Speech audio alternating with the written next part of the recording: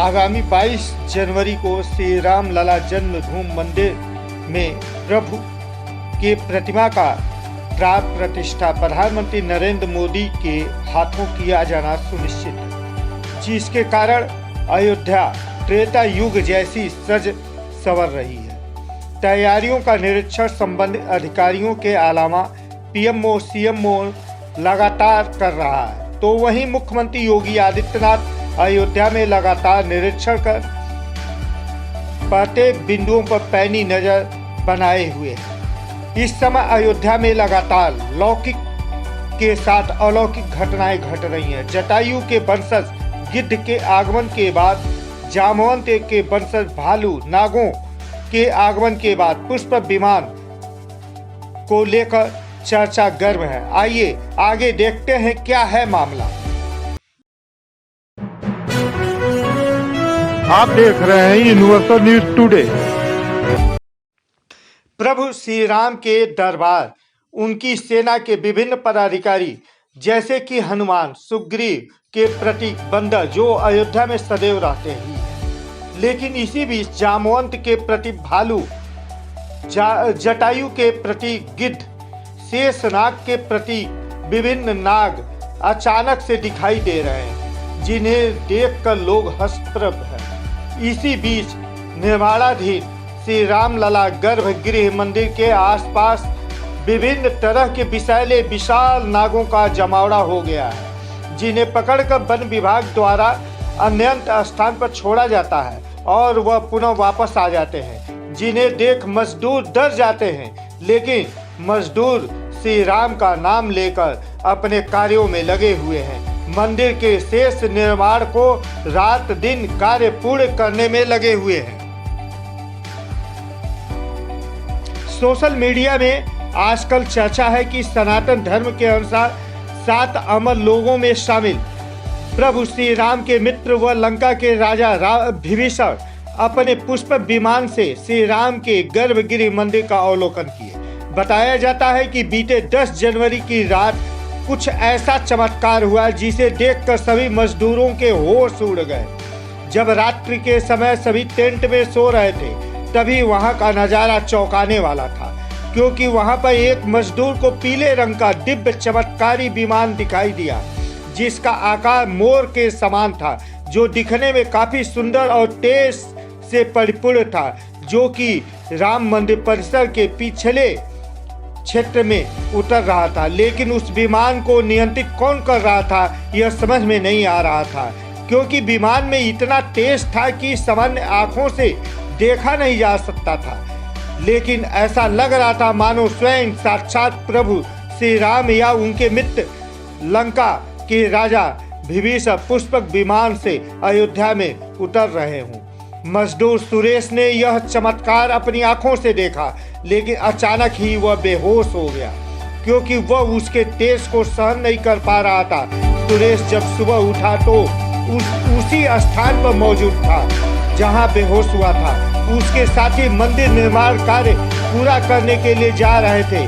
उसने सभी को रोककर रात्रि की सच्चाई बताई, लेकिन सभी ने हंसी में उड़ा दी। दोस्तों, दुनिया के अलग अलग हिस्सों में कई बार अजीब सी आकृति के विमान देखे गए, जिसका संबंध कई बार एलियन से जोड़कर देखा जाता है। अयोध्या में उस रात्रि मोर के आकृति का विमान देखना वास्तव में प्रभु श्री राम का कोई बड़ा संदेश हो सकता है। लेकिन क्या यह विमान सचमुच में पुष्प विमान ही है? इसकी आखिर क्या गारंटी है? इसे समझने के लिए हमें पुष्प विमान को जानना होगा। रामायण में पुष्प विमान का जिक्र है, जिसे रावण ने अपने सौतेले भाई कुबेर से लंका समेत बलपूर्वक कब्जा कर लिया और रावण इसी के जरिए कहीं भी आता जाता था। रावण वध के बाद यह विमान श्री राम ने विभीषण को लंका के साथ सौंप दिया। रावण पंचवटी आश्रम में माता सीता का हरण पुष्प विमान से किया था। इस विमान से प्रभु श्री राम, माता सीता, लक्ष्मण लंका से अयोध्या वापस आए थे। रामायण में जिस तरह के पुष्प विमान का जिक्र मिलता है, उससे तो यही लगता है कि यह आज के हवाई जहाज की तरह था। लेकिन तकनीकी के मामले में आज के मॉडर्न जहाज से कहीं आगे था।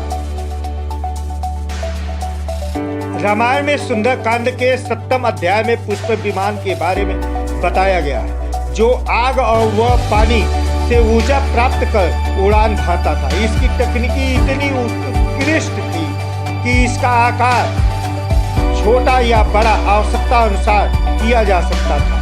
कहा जाता है कि रावण अपनी पूरी सेना के साथ इस विमान से उड़ान भरता था। पुष्पक विमान अपने चालक की इच्छा के अनुसार गति पकड़ता था। यह मन की गति से उड़ान भरता था। दोस्तों, रामायण में कहा गया है कि जब माता सीता का हरण करके रावण ले जा रहा था तो रास्ते में जटायु ने युद्ध की। अपनी चोट से रावण को चोट पहुंचाई।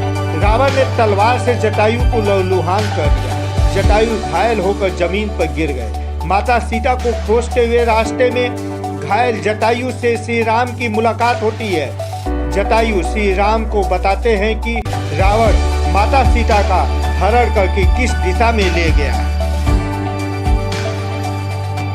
ऐसे में श्री राम के परम भक्त जटायु कैसे पीछे रह सकते हैं। अयोध्या में रामलला के प्रतिमा का प्राण प्रतिष्ठा से पहले जनपद की सीमा में गिद्धों का झुंड दिखाई दिया।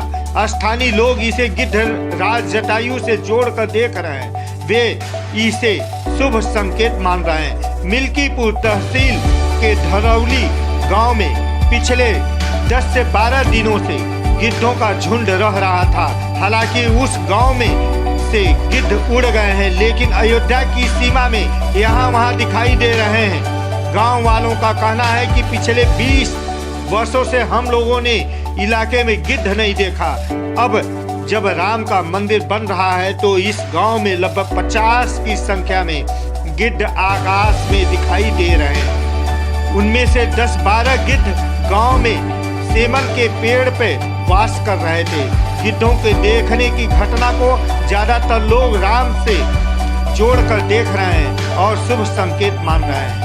लेकिन अब एक ऐसा चमत्कार देखने को मिल रहा है जो अयोध्या के लोगों के लिए खतरा भी बन रहा है।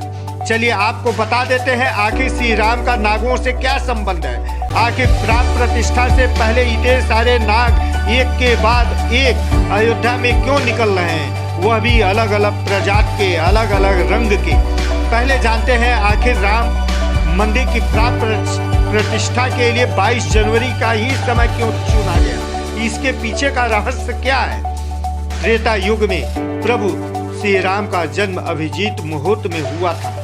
22 जनवरी सोमवार के दिन मृग नक्षत्र में अभिजीत मुहूर्त बन रहा है। यही कारण है कि इस दिन को रामलला प्रतिमा की प्राण प्रतिष्ठा के लिए चुना गया है। साथ ही यह माना जा रहा है कि शुभ मुहूर्त में राम लला की प्राण प्रतिष्ठा करने से प्रभु श्री राम सदैव मूर्ति के अंदर विराजमान रहेंगे।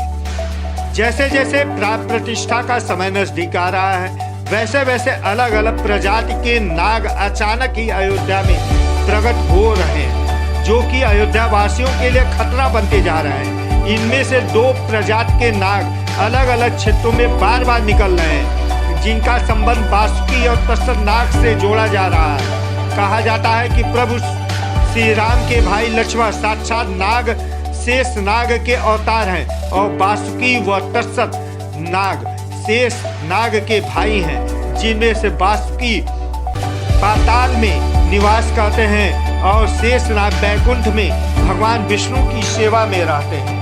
अंदाजा लगाया जा रहा है कि जब प्रभु श्री राम अपने तीनों भाइयों के साथ अयोध्या धाम पहुंच रहे हैं तो शेषनाग के 2 भाई भी पाताल में से उनसे मिलने के लिए बार बार प्रकट हो रहे हैं। दोस्तों, यह रहस्य बहुत बड़ा है, क्योंकि अयोध्या के क्षेत्र से जब एक सांप को पकड़कर दूर कहीं सुरक्षित इलाके में छोड़ा जाता है तो वहीं सांप पुनः राम मंदिर परिसर में दिखाई देता है, जिससे कई बार मजदूरों को भी काम करने में भय महसूस होता है। श्री राम का नाम लेकर उनके अंदर हिम्मत बनती है और वह कार्य करते हैं।